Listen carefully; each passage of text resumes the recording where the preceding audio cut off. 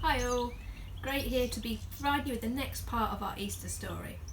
We're over halfway through Holy Week and I've really enjoyed watching the stories that have been produced for us so far. My part of the story is the Last Supper and Jesus being arrested. You can find this story in all four Gospels in Matthew, Mark, Luke and John. And I've used a combination of these biblical narratives to tell you today's story. So let us begin.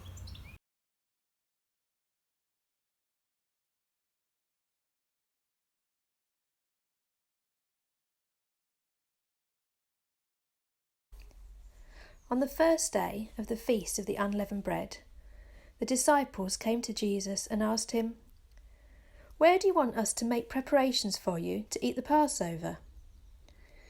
Jesus sent two of his disciples, telling them, "Go into the city of Jerusalem, and a man carrying a water jar will meet you. Follow him to the house that he enters. Ask the owner of the house, 'The teacher asked, where is my guest room, where I may eat the Passover with my disciples?' He will show you a large upper room. Make preparations there." The disciples did exactly what Jesus told them and prepared the feast to celebrate Passover. When evening came, Jesus arrived with the 12 and they all reclined at the table. While they were eating, Jesus said, "I tell you the truth, one of you eating here will betray me." They were all very sad, and one by one said to him, "Surely not I." "It is one of the 12, Jesus replied, "one who dips his bread into the bowl with me. The Son of Man will die. The scriptures say this will happen. How terrible it will be for the person who gives the Son of Man to be killed. It would be better for him had he never been born."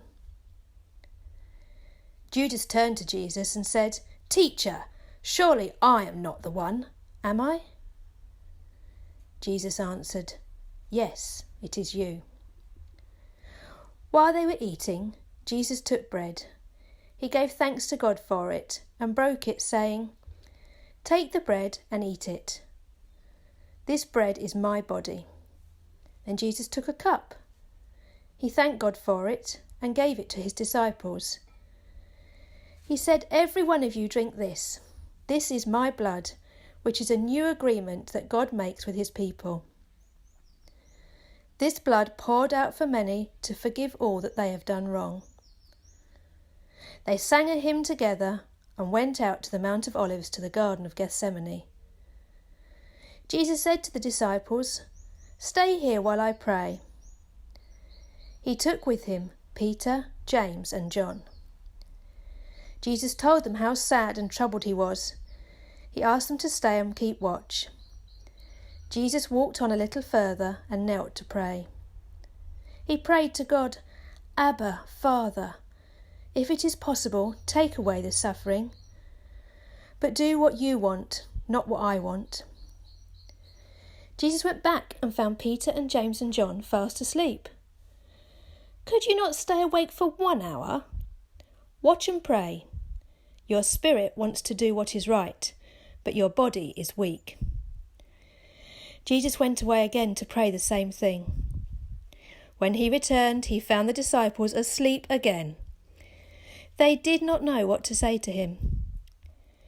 He went away to pray for a third time, and yet again returned to find them asleep. "Get up," Jesus told them. "Here comes the man who is going to betray me." As he was speaking, Judas, one of the disciples, appeared with a crowd of people who were carrying swords and clubs. They had been sent by the high priests and teachers of the law. Judas approached Jesus. "Greetings, teacher," he said, and kissed him. This was a sign for the men to arrest Jesus. The men seized Jesus and arrested him. Peter, who had a sword, struck out at one of the servants and cut off his ear. "No more of this," exclaimed Jesus. He touched the man's ear and it was healed. Jesus addressed the crowd. "You come at me with swords and clubs, as if I'm a criminal. Every day I sat in the temple teaching you, but you did not arrest me. All these things have happened so that it will be as the prophets wrote." Then all of Jesus' followers left him and ran away, and Jesus was led away by the soldiers.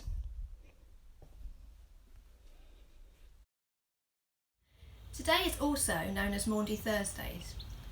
Christians often gather together to remember that last meal Jesus had with his disciples. At church, we regularly celebrate communion. You may have seen the wine and the bread at the front of church on a Sunday morning. And hopefully later this year we'll be having a family communion service, and we'll be gathering together to remember why it was that Jesus died on the cross for each one of us. When the disciples met for that Last Supper, they'd have probably sat on the floor like this. They'd have reclined around the table. They'd have had the meal set out in front of them. Why don't you just close your eyes for a moment and think of a time when you've had a special meal, maybe with friends or family.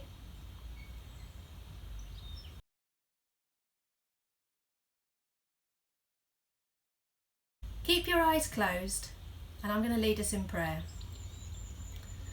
Thank you, Lord, that you are willing to die on the cross so that we can all be forgiven for the things that we've done wrong. Amen. So thanks for watching. Dennis will be bringing our next instalment of the story tomorrow as we come to Good Friday. Bye for now, and God bless.